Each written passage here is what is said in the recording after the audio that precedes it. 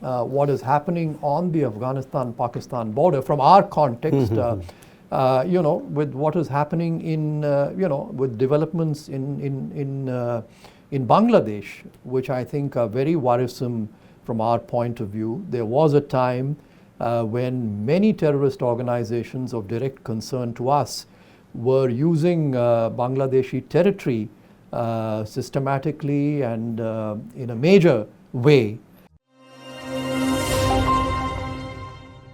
Welcome to The Gist. I am Surya Gangadharan.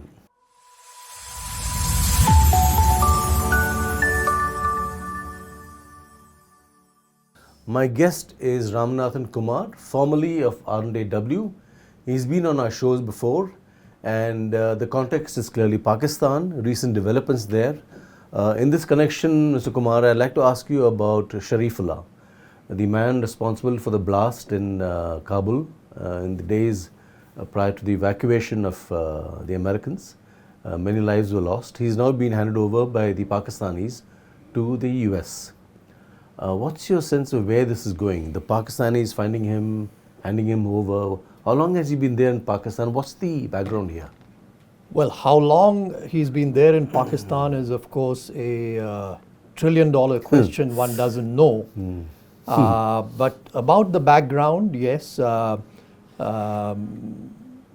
was the Khorasan province branch of the Islamic State or Daesh, the ISKP, was involved in the famous or the infamous Abbey Gate bombing, which took place in Kabul in August 2021, when the Americans were withdrawing chaotically from Afghanistan. As I mentioned in one of the previous shows on Strat News Global, there was another character there, a foot soldier, who had been sent by the IS to India actually, and he had set up an incipient cell in the outskirts of Delhi. That was fortunately detected, and the individual was sent back to Afghanistan where he came from. Abdul Rahman Logari was his name, and there he was in Bagram Air Base till, of course, the Taliban swept back to power in 2021. At that point of time, he seems to have been among the large number of prisoners who were released by the Taliban, and he carried out the bombing. He was the suicide bomber. Now Sharifullah is going by what one sees in the press right now, and going by what President Trump said rather dramatically while he was addressing the US Congress. This monster, as he put it, he is described as a planner and as a mastermind. Mastermind, of course, is a term we hear very often in the counter-terrorism business, and quite often one doesn't know what to make of it, because there is a mastermind who is caught, and then there is yet another mastermind and yet another. But be that as it may, he seems to be a step at least, or if not more, higher in the ISKP hierarchy. And the Americans are, of course, very glad to have got hold of him. He would be interrogated, and he would definitely, I'm sure, shed more light on the workings of the ISKP. Already I saw some reports in the press that he was involved in providing training to those who carried out the attack on the music concert hall in Moscow a year ago. So he's obviously somebody fairly important. He would possibly also be in a position to say something about who Shahab al-Muhajir, the top man of the ISKP is. Not much is known about him. There's been a lot of speculation, but even his identity is not confirmed. So these are the kind of things that I'm sure the Americans will try and extract from him. Coming to Pakistan, of course, this is Pakistan's way of constantly trying to prove its relevance in the counter-terrorism business and also in the larger scheme of things, I would say. As most of your readers or your viewers would be aware, I mean, Pakistan's importance has certainly diminished after the Americans pulled out of Afghanistan. So there was the killing of Dr. Ayman al-Zawahiri in Kabul. He was killed in an American drone strike. There, of course, Pakistan's role was not acknowledged in any manner. But I think there are a lot of people who feel that Pakistan possibly did have a role directly or indirectly in allowing the use of its airspace for the Americans to conduct that strike. But here in the case of Sharifullah, of course, it's far more explicit and it has been directly acknowledged by the Americans at the highest level. So clearly, I mean, this is all part of Pakistan's effort, a desperate effort, if one may say so, to constantly sort of demonstrate or prove their relevance. But the point is Pakistan's record. I mean, one almost is tempted to think that we've been through all this before. Yeah, absolutely. And if you recall the old days, during the now, of course, for the Americans and for many other countries, Islamic State, Daesh is the highest counterterrorism priority. But in the old days, when Al-Qaeda was similarly the highest priority, Pakistan performed many such conjuring tricks. They produced the likes of, Abu Zubeidah and Khalid, Sheikh, Mohammed, etc. Out of thin air, as it were. But what were they doing on the side? All the while they served up these high-value targets to the Americans periodically, they did two or three things. One, they carefully preserved Osama bin Laden in Abbottabad, where under the nose of the Pakistan, or under the very nose of the Pakistan military, from where he was, if you go by the accounts of the American investigative journalist Carlotta Gall, he was in touch with the likes of Hafiz Muhammad Saeed and Maulana Fazlur Rahman Khalil of the Harkatul Mujahideen from that hideout in Abbottabad. So preserving bin Laden while ostensibly cooperating with the Americans on Al-Qaeda was one. They carefully made sure that they did not touch the Afghan Taliban, who were their strategic asset at that point of time, the so-called strategic asset, which has now become the biggest strategic threat. But they went after Al-Qaeda, but clearly kept the Afghan Taliban out of harm's way at that point of time. And three, they didn't touch the India-centric assets at all. The Lashkar-e-Taiba and the Jaish-e-Mohammed, etc., remained under their active protection. So one really doesn't know what kind of a game the Pakistanis are playing this time around as well. But yes, for the time being, they have managed to please the Americans and President Trump in particular. So I have two questions here. In that mess of Afghanistan, Pakistan, the myriad terror groups and all, how does one identify that Sharifullah was involved in this kind of bombing? Logari did this. Who does it? How is it done on the ground? Clearly you need assets on the ground to identify these people, isn't it? Yes, I mean, all this, of course, is intelligence work. There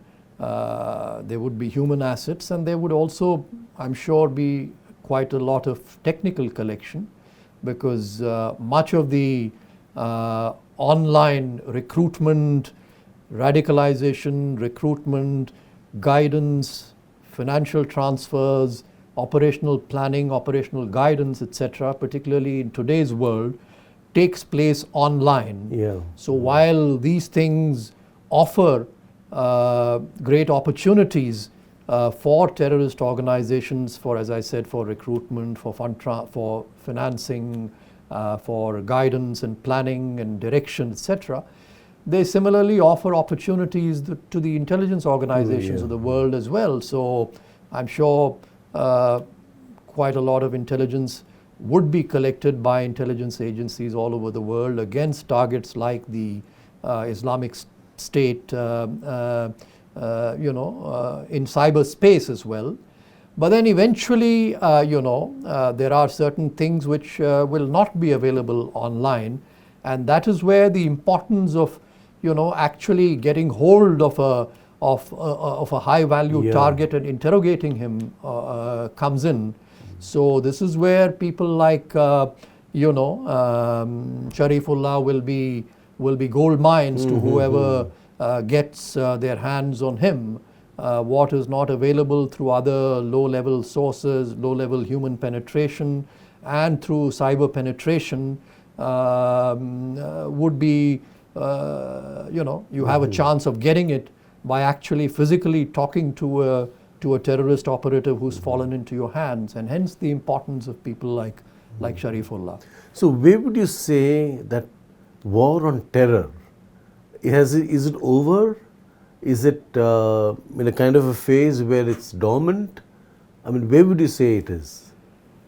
So that's a very interesting question, Surya, and it is quite obvious that,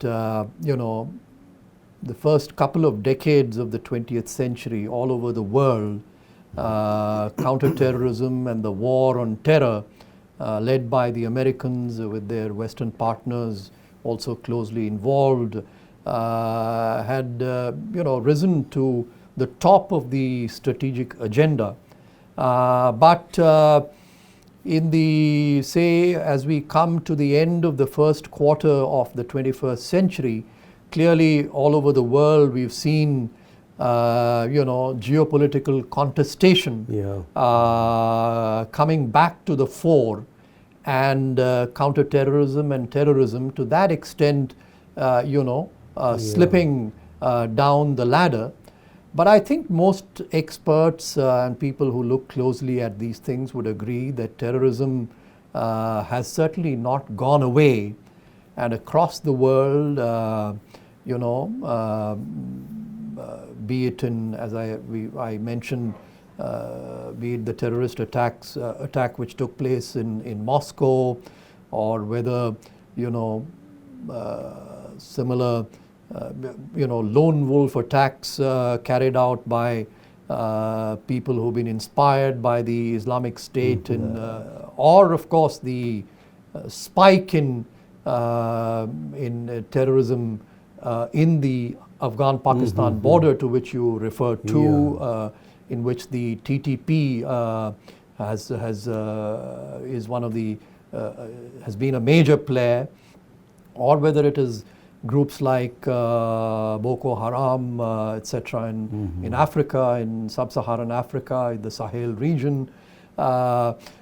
Terrorism has not really gone away, and just when you think that it is going away, there is some high-profile attack somewhere or the other. In Iran, I forgot, the Islamic State carried out an attack during the funeral of the late General Qasim Soleimani. So high-profile terrorist attacks have not gone away anywhere. They're perhaps occurring with less frequency than in the past. But I'm sure, I don't think the world can afford to take its eyes off the terrorism ball, and particularly we in India. There are just two more things that I can add in this context if you have the time. One is, of course, closer home. I would link, what is happening on the Afghanistan-Pakistan border from our context. with what is happening in, with developments in Bangladesh, which I think are very worrisome from our point of view. There was a time when many terrorist organizations of direct concern to us were using Bangladeshi territory systematically and in a major way. All that again had also receded into the background during the past 15 years or so, when many terrorist groups and insurgent organizations from our northeast had been put out of business and had been stopped from using Bangladeshi soil as a base for their activities. But now again we are seeing a situation where there could well be a regrouping of terrorist forces in Bangladesh, and that gives Pakistan tremendous opportunities which they might be tempted to use. That's one point. And lastly, I mean, since you were talking of the overall situation, the larger global trends, I mean, I think we've all seen the world being turned almost upside down recently. Yeah. And if you have a situation where the international order, which has been characterized by what I would call cooperation, commerce and coexistence, if that kind of a larger world sort of gives way to a world marked by conflict and confrontation, coercion and chaos, that I think gives the space where there's a kind of world where there is sort of greater inequality, greater, say, youth joblessness among the youth, greater frustration, greater polarization. These are all fertile conditions in which terrorism grows and thrives. So you could have a situation where geopolitical contestation and terrorism and radicalization and extremism, these two streams start converging. That certainly would be a worrisome trend from our point of view. So we have to cut a long story short, we have to continue focusing on the terrorism ball, keep our powder dry, and strengthen our capabilities to address challenges that are of direct concern to us. So last question, where would you put the killing of a senior Haqqani member recently? I think it was Hamid Haqqani, who died in a suicide blast. Nobody has claimed responsibility. And it's quite murky, really, what is happening. Well, I think you hit the nail on the head. Murky is indeed the right word. The situation along the Afghan-Pakistan border is exceedingly murky. Yeah. Thanks to the blowback that Pakistan is experiencing from the mess it created in the first place. So it's very difficult to hazard a guess. There are reports. There are reports of deep-seated,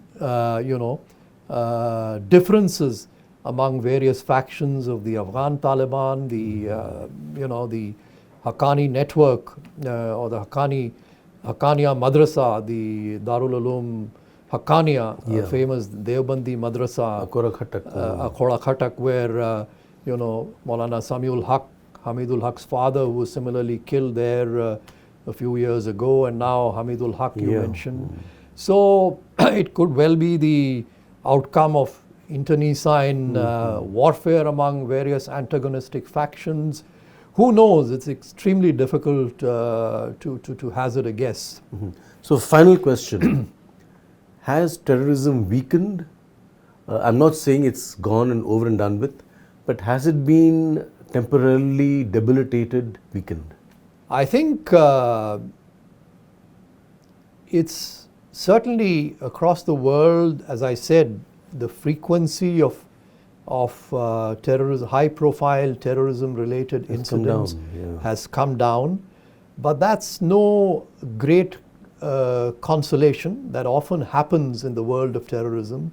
There are periods, apparent lulls which are then, the lull is shattered Yeah. very quickly. And I think as far as we are concerned, as I said, in our immediate neighborhood, you have the volatile Afpak border where all manner of terrorist organizations are active. From the, there is ISKP, as I said, let's not forget Abdul Rahman Logari, who was sent to India to set up a cell here. Going by what one reads about even the situation in Jammu and Kashmir, whereas violence is definitely down, there are still reports of infiltration. Yeah. I see no evidence that the Lashkar and the Jaish, for instance, have been fully put out of action in Pakistan. They may be lying low, but they can very easily regroup at very short notice.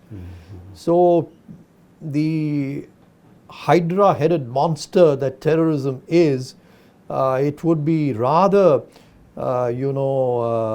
premature to say that sort of it's a problem that is under control. I certainly would not say that sort of it's gone away by any stretch of imagination. On that note, Ramanathan Kumar, thank you for that perspective. We've all known that terrorism has been lying low for some time, but I think given our experience over so many decades, none of us actually believe that it's gone. So in that sense, your perspective is interesting, and let's see what happens now on the Pak-Afghan border and how it affects India going forward. Thank you very much. Lovely talking to you again. My pleasure. Thank you. That's all we have for you on this edition of The Gist. Do subscribe to our YouTube channel. Follow us on social media. Thank you very much. Good day.